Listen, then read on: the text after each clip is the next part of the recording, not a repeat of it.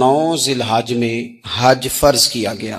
حج اس سے پہلے بھی کیا جاتا تھا، قرآنی شریعتوں میں بھی حضرت ابراہیم علیہ السلام کے طریقے پر حج ہوتا تھا۔ پھر کفار مکہ نے، قریش مکہ نے اس میں کچھ غلط رسومات شامل کر دی، کپڑے اتار کر معاذ اللہ کعبے کا طواف کرنا، قربانیوں کا گوشت خانہ کعبہ کی دیواروں سے ملنا، اور بھی کئی بیہودہ رسومات اس پاکیزہ اور خوبصورت عمل کا حصہ بنا دی گئیں۔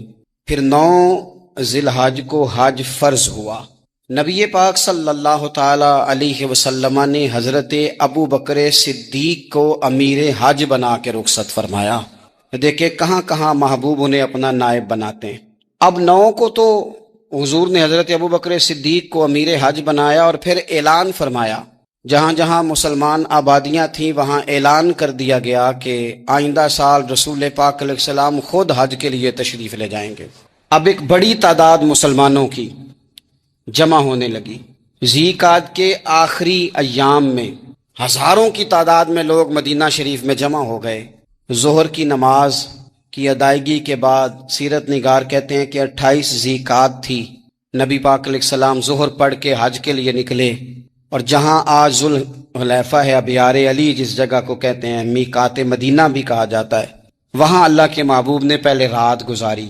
وہیں پہ نبی پاک صلی اللہ تعالی علیہ وسلم نے احرام باندھا، حضور تشریف لے گئے۔ یہ حج قران تھا۔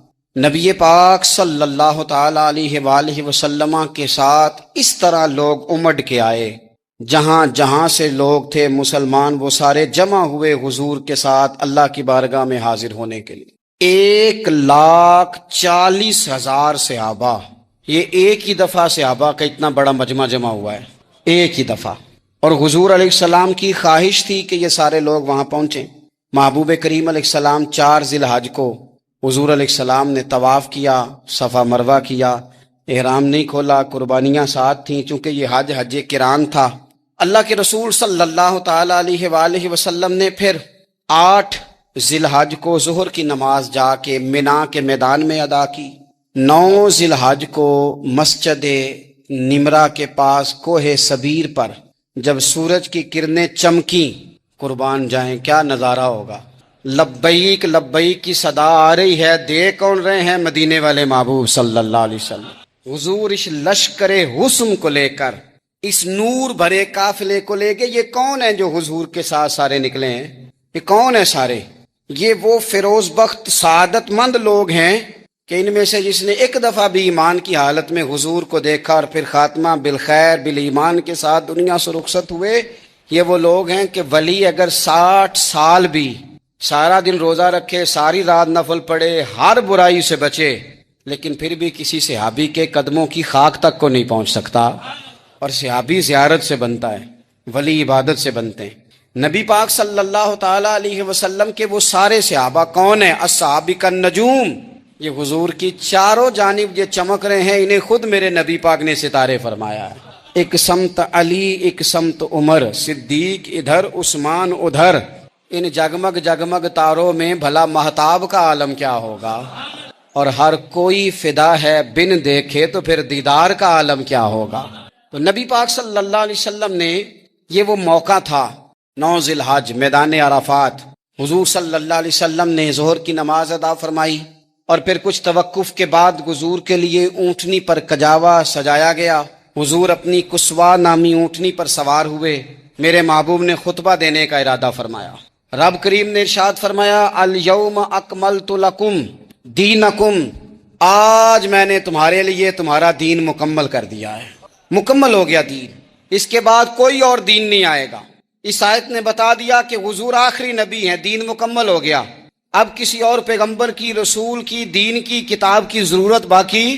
آج میں نے تمہارے لیے تمہارا دین مکمل کر دیا۔ اور کیا خوبصورت لفظ ہیں قرآن پاک میں، فرمایا وَأَتْمَمْتُ عَلَيْكُمْ نِعْمَتِي، اور آج میں نے تم پر اپنی نعمتیں تمام کر دی ہیں، نعمتیں مکمل کر دی۔ وَرَضِيتُ لَكُمُ الْإِسْلَامَ دِينًا، اور اللہ فرماتے ہیں میں نے تمہارے لیے دین اسلام کو پسند کیا ہے، یہ میری رضا ہے، یہ دین اسلام تمہارے لیے پسند کیا ہے۔ کوئی بندہ ساری زندگی مخلوق کی خدمت کرے، ساری زندگی رستوں سے کانٹے اٹھائے، ساری زندگی خیر کا کام کرے، کسی کو تکلیف نہ دے، لیکن اگر مسلمان نہیں نا، اگر کلمہ نہیں نہ پڑھتا تو اس کی ساری عمر کی خیر بھی کسی کام کی نہیں، اس لیے کہ رب فرماتا ہے جڑ دین اسلام ہے، جڑ ہوگی تو پھر شاخیں قبول کی جائیں گی نا، تو اگر جڑ ہی سرے سے نہیں ہے تو خیر کرنے کا معنی، کچھ لوگ کفار کی مشرکین کی تعریف کرتے ہیں کہ جناب بلے بلے اتنے ویلفیئر کام ہو رہے ہیں، تو یاد رکھو سب سے ضروری جڑ ہے۔ قرآن پاک میں رب تعالیٰ نے منافقین، مشرکین اور کفار کے اعمال کی بنیاد اس طرح کی بتائی ہے کہ جس طرح پتھر پر تھوڑی گرد پڑ جائے، ذرا ہوا کا جھونکا ہے یا بارش آئے تو پتھر صاف کا صاف ہو جاتا ہے، ان کے اعمال اس طرح کے ہیں۔ اس خیر کا کیا مطلب کہ جس خیر میں ایمان ہی شامل نہیں؟ جب تک بندہ مومن نہ ہو اس کا کوئی عمل بھی اللہ کی بارگاہ میں قابل قبول نہیں ہوتا۔ یہ آیت نازل ہو گئی، فرمایا دین مکمل ہو گیا۔ او میرے بھائیو، خدا را سوچو، کوئی شے مکمل نہیں دنیا میں، کوئی شے بھی، کروڑوں کا مکان بنا لو پھر بھی کوئی نہ کوئی نقص نکل ہی آتا ہے۔ کوئی دنیا میں شے مکمل ہے ہی نہیں۔ اگر کوئی شے مکمل ہے تو وہ مدینے والے رسول کا دین مکمل ہے۔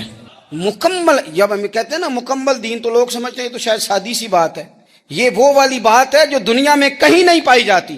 جب یہ آیت نازل ہوئی تھی نا تو بخاری میں موجود ہے، ایک بہت بڑا یہودیوں کا عالم حضرت عمر فاروق رضی اللہ تعالیٰ عنہ سے کہنے لگا، یہ جو تم پر آیت نازل ہوئی ہے نا کہ دین مکمل ہو گیا، یہ اگر ہم پر نازل ہوتی نا تو جس دن یہ آیت نازل ہوئی ہوتی ہم نے ہر سال اسی دن کو عید بنا لینا تھا کہ دین مکمل ہو گیا، الیوم اکملت لکم دینکم، دین مکمل ہو گیا، ہم تو عید بنا لیتے۔ تو حضرت عمر کہنے لگے ہم پر بھی بڑا فضل ہے، جس دن آیت نازل ہوئی تھی عرفہ کا دن بھی تھا اور جمعے کا دن بھی تھا، ایک نہیں دو عیدیں تھی مسلمانوں کی، دو عیدیں تھی مسلمانوں کی، دو۔ عزیز بھائی، دین مکمل اللہ نے دیا۔ اور حضرت عبداللہ ابن عباس رضی اللہ تعالیٰ عنہ نے تو ایک مقام پہ اس کا ذکر بھی کر دیا، جب ان سے کسی یہودی نے کہا نا یہ آیت ہمیں ملتی تو ہم عید مناتے، تو فرمایا تم ایک مناتے نا، ہماری دو تھیں اس دن۔ جمعہ بھی تو مسلمانوں کی عید کا دن ہے نا۔ بہت سارے لوگ ہیں بیچارے جو کہتے ہیں اسلام میں عیدیں صرف دو ہیں، اور وہ بھی صرف پریشانی انہیں عید میلاد النبی والے دن ہوتی ہے، اس کے آگے پیچھے نہیں ہوتی، حالانکہ نبی پاک علیہ السلام نے کہا ہر جمعہ بھی عید ہے، خود حضور نے فرمایا، لیکن وہ اڑ جاتے ہیں کہ نہیں عیدیں صرف دو ہی ہیں۔ بھائی آپ یہ کہہ سکتے ہیں کہ اسلام کی معروف عیدیں دو ہیں، اپنے معنی اور مفہوم کے لحاظ سے جس کو یوم عید کہا جائے وہ عیدیں دو ہیں۔ تو نبی پاک صلی اللہ تعالیٰ علیہ وسلم نے میدان عرفات میں خطبہ دیا۔ یہ جو واعظ و نصیحت ہے نا، خطبہ، تقریر، یہ دنیا کر رہی ہے، کرتی رہے گی، کرتی چلی آئے گی، اور اس کو میرے نبی پاک علیہ السلام نے پسند فرمایا۔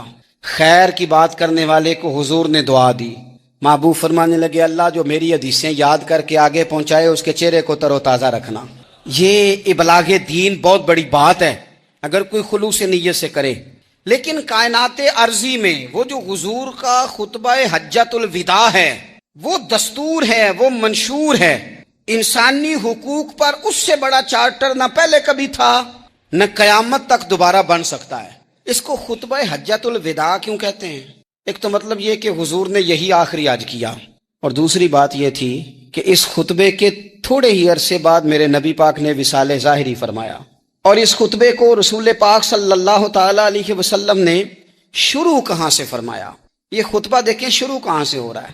انسان دنیا میں ملتا بھی ہے، جدا بھی ہوتا ہے، یہ جو جدائی کا وقت ہوتا ہے نا، جدائی کا، شاید بڑی سوچ سمجھ کے کہا تھا حضرت میاں صاحب نے، بڑی غور کر کے انہوں نے کہا تھا کہ دریا کنڈے روخ نہ لائیے، جو آوے رڑ جاوے۔ آپ میدان میں درخت لگاتے ہیں تو کبھی پھل گرتا ہے تو زمین پہ گرتا ہے، اٹھا لیتے ہیں، اگر دریا کے کنارے ہو تو وہ تو دریا میں گرے گا اور رڑ جائے گا، چلا گیا، بہہ گیا۔ فرمانے لگے دریا کنڈے روخ نہ لائیے، جو آوے رڑ جاوے، تے پردیسی نال نہ یاری لائیے، او دا جدوں دل کرے ٹر جاوے، وہ تو چلا جاتا ہے۔ یہ خطبہ شروع کہاں سے ہو رہا ہے؟ یعنی ابھی آغاز کلام ہے، بات آگے آئے گی، آغاز کلام ہے۔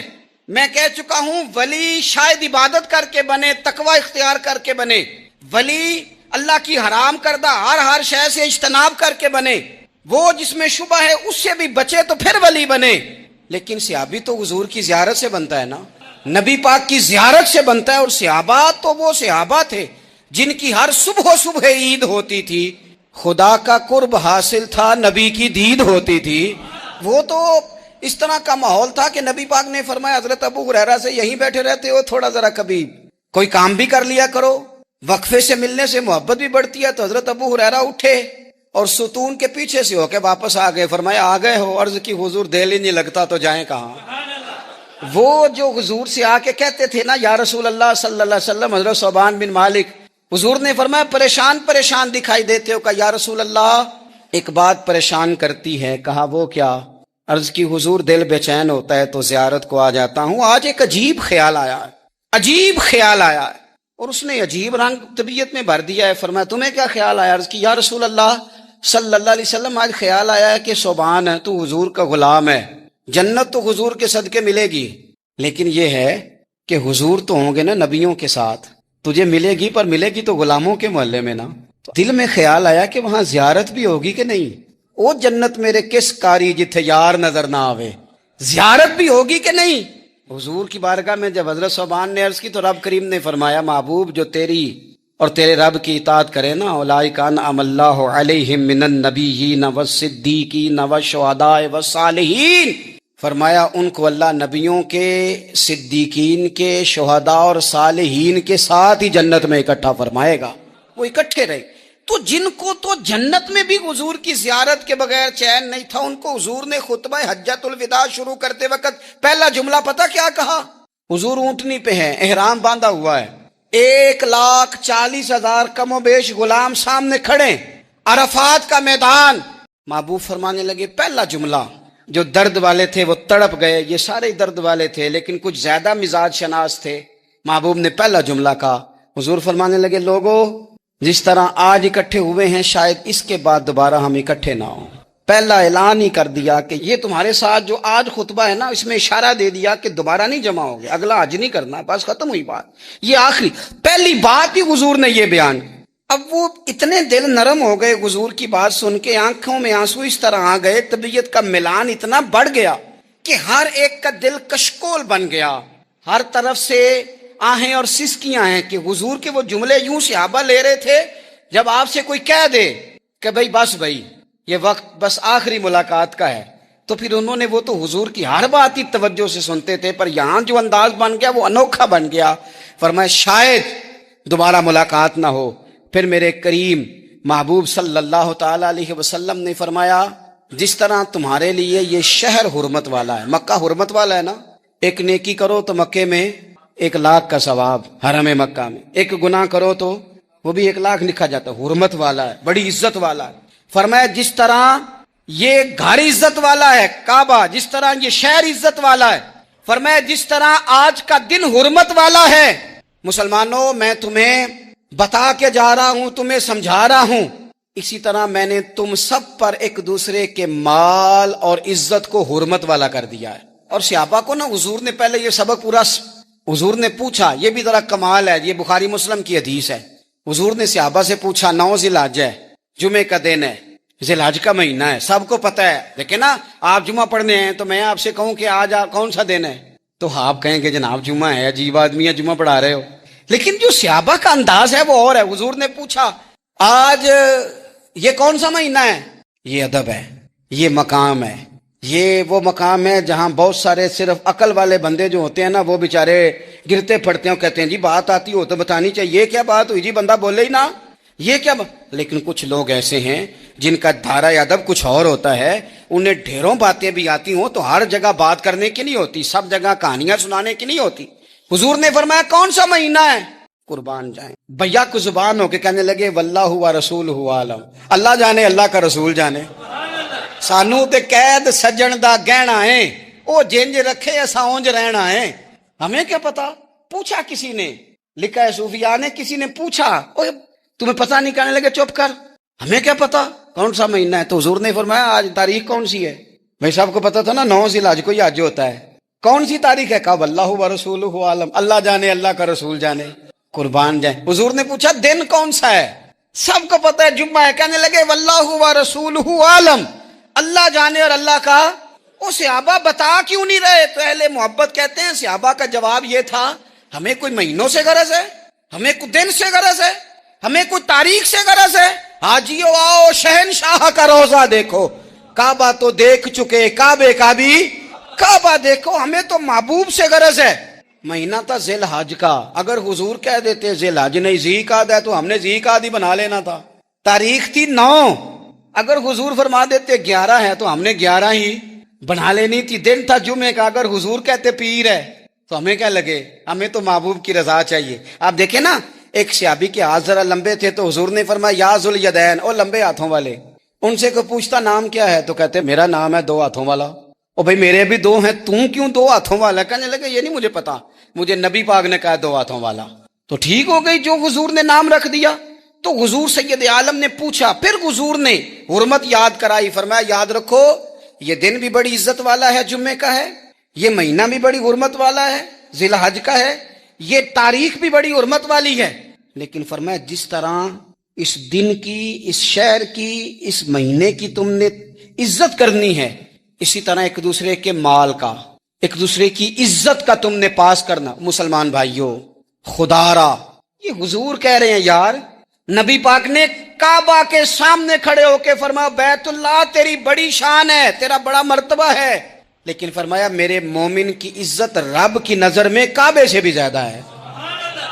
ہم کیسے بیٹھ کے یار، ہم کیسے جرات کرتے ہیں کسی کی پگڑی کھولنے کی کونے میں بیٹھ کے؟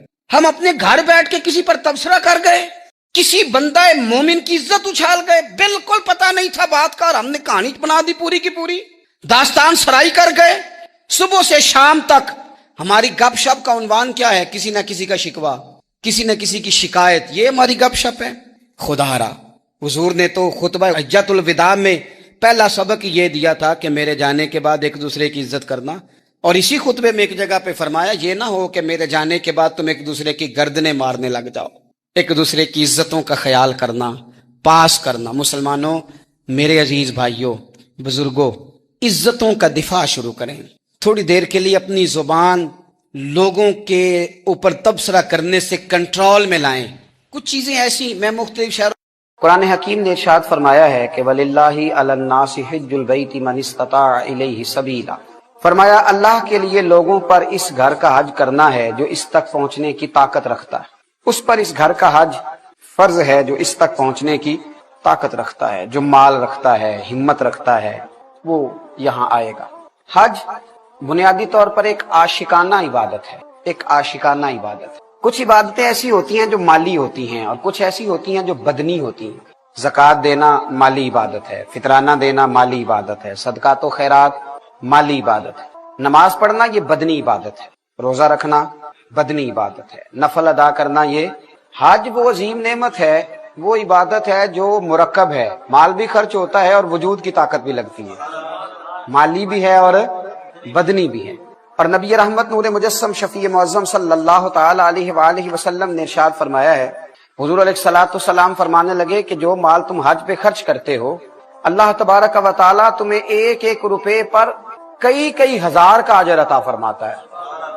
اور ایک حدیث میں یوں بھی ارشاد فرمایا کہ ان کے ایک درم پر اللہ تعالی جو حج پر مال خرچ ہوتا ہے 10 لاکھ کا اجر عطا فرماتا ہے، 10 لاکھ کا۔ تو حج مالی عبادت بھی ہے اور حج بدنی عبادت بھی ہے۔ اب حج میں آپ یہ دیکھیے کہ انسان کو ملتا کیا ہے، میسر کیا ہوتا ہے، اس نے کرنا کیا ہے۔ یہاں سے جب انسان چلتا ہے حج کے لیے تو وہ پوری دنیا میں آپ گھوم کے دیکھ لیں، مسلمان جہاں جہاں بھی رہتے ہیں ان کا لباس پہننے کا انداز الگ ہے، گفتگو کرنے کا انداز الگ ہے۔ اہل عرب میں بھی اب یہ ہوا ہے کہ مختلف علاقوں میں عربی بولنے کے انداز مختلف ہو گئے، مختلف جگہ پہ عربی مختلف انداز میں بولی جاتی ہے۔ ہمارے ہاں آپ دیکھ لیں پاک و ہند میں اردو بولنے کا اسٹائل مختلف جگہوں کا مختلف ہے، لباس پہننے کا انداز بھی سب جگہوں کا اپنا اپنا ہے۔ اب جب آپ کو حج کے لیے جانا ہے تو اللہ تبارک و تعالیٰ نے سب سے کہا کہ لباس ایک جیسا پہننا، تم کروڑ پتی ہو یا ارب پتی ہو یا کھرب پتی ہو، تم نے 2 چادریں، ایک تہمت باندھ لو، ایک اوپر اوڑھ لو، ایک طرح کا۔ اور لطف کی بات یہ ہے کہ سلا ہوا نہیں ہونا چاہیے۔ اگر سفید لباس کی اجازت دی جاتی اور 2 چادروں کی دی جاتی تو سب اپنی اپنی مرضی کا سلا لیتے، سلا ہوا نہیں ہونا چاہیے۔ ایک کی تہمت باندھ لو، ایک اوڑھ لو، اپنے اپنے لباس چھوڑو، ایک لباس میں آ جاؤ۔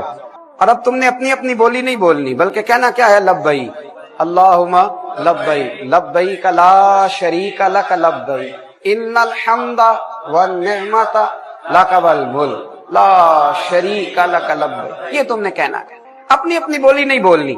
ایک لباس، ایک انداز گفتگو، عربی بولنی ہے تو اس میں وظیفہ بھی ایک ہے سب کا، لبیک اللہم لبیک، ایک وظیفہ، ایک انداز، اس ایک ترتیب کے ساتھ تم کو آگے بڑھنا ہے، اور اسی ایک مرتب ترتیب کے ساتھ تمہیں اللہ تبارک و تعالیٰ کی بارگاہ عالی مرتبت میں حاضر ہونا ہے۔ کرنا کیا ہے؟ بیت اللہ شریف جانا ہے، فرمایا ہاں وہاں بھی جانا ہے، لیکن اس کے بعد نہ کھلے میدان ہے، کھلے میدان جاؤ، جا کے مینا میں خیمہ لگا لو، ایک لباس، ایک بولی۔ اب سمجھ آئی، ایک ہی صف میں کھڑے ہو گئے محمود و عیاد، نہ کوئی بندہ رہا نہ کوئی بندہ نوا۔ اب سمجھ آئی، اپنی ملت پر قیاس اقوام مغرب سے نہ کر، خاص ہے ترکیب میں قوم رسول ہاشمی۔ اب سمجھ آئی معاملہ کیا ہے، ایک کر دیا سب، بندہ و صاحب و محتاج و غنی ایک ہوئے، تیری سرکار میں پہنچے تو سبھی ایک ہوئے۔ اب ایک لباس میں ملبوس جانا ہے۔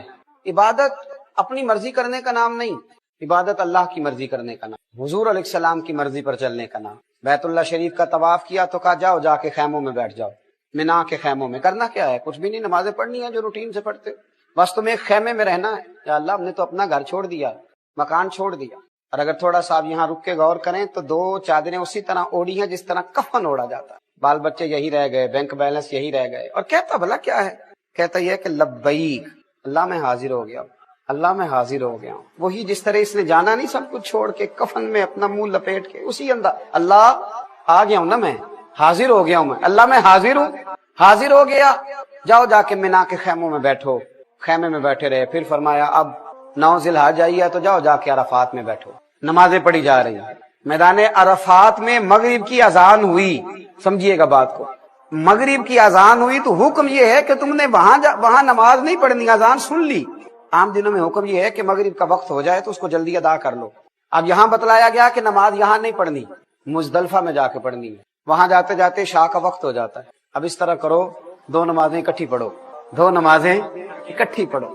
وہاں تم خیمے میں تھے، مینا میں عرفات میں بھی خیمہ میسر آیا تھا، اب مزدلفہ میں تم نے رات رہنا ہے اور بغیر خیمے کے رہنا ہے۔ اللہ کیوں؟ فرمایا میری حکمتیں، میرا تمہارے ساتھ پیار ہے۔ میں نے بڑے بڑے رئیسوں کو، وزیروں کو، مالداروں کو، بڑے بڑے نامور لوگوں کو روڑوں پہ لیٹے ہوئے دیکھا ہے، اتنے اتنے موٹے روڑے ہیں، نیچے پتھر پڑے ہیں، سوئے ہوئے ہیں، بنداؤ صاحبو محتاج و غنی ایک ہوئے، بس تیری سرکار میں پہنچے تو سبھی ایک ہوئے، لیٹے ہوئے۔ اللہ کریم نے حج کے اندر جو اسرار رکھے، جو حکمتیں رکھی، وہاں لیٹے ہیں سب۔